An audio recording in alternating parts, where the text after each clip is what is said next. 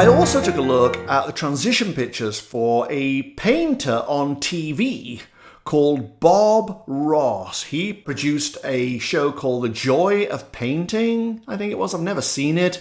He died in 1995 at the age of 52, but people still think he's alive because his show keeps turning up on television and on the internet and so on. But no, he died of lymphoma. He was a very, very heavy smoker.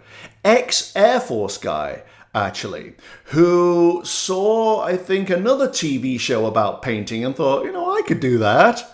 And he started his own business doing it, and he produced like 30,000 paintings in his lifetime. For example, I went into the energy of this one.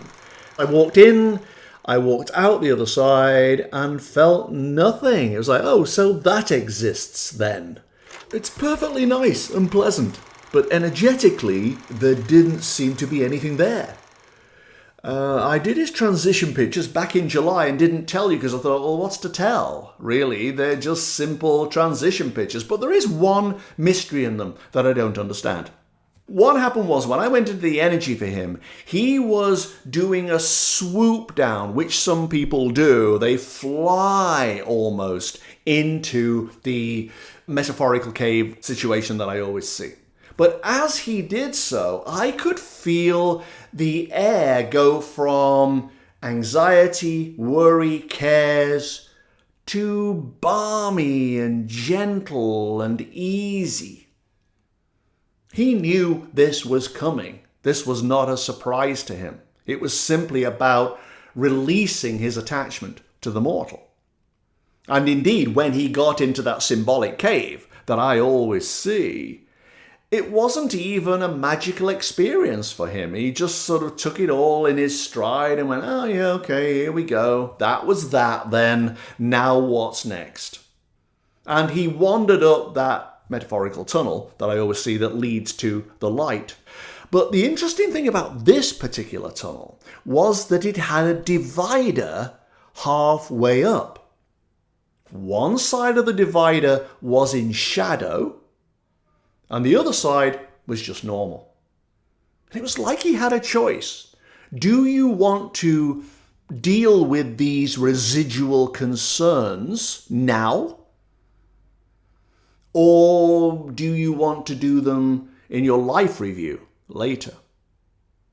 They were quite dark. There was something there that he was masking, not giving his attention to when he was on the mortal side. And now, for some reason, grace gave him the choice of dealing with it or not while he was on the spiritual side. And my feeling was that he chose to be in denial of it still. Nah, I don't want to deal with that. I managed to keep it at bay while I was in form. Now that I'm formless, why would I burden myself with that? It was very much part of his sort of practical approach to all of this. So he stayed on the right-hand side. And therefore I don't know what that was that he wouldn't deal with. And he went up the tunnel to where the light is, the dome that I tend to see. And again, it was just like a functional thing. This is where I go. Okay, that's fine. And he stepped into the light and went. As with certain people, there was no awe, no magic, no questioning even, no curiosity. Just, oh, this is it. Good, okay. I'm here, let's go. Let's do this thing. And away he went.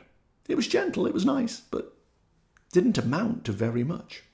Which is maybe what most of us hope for, actually.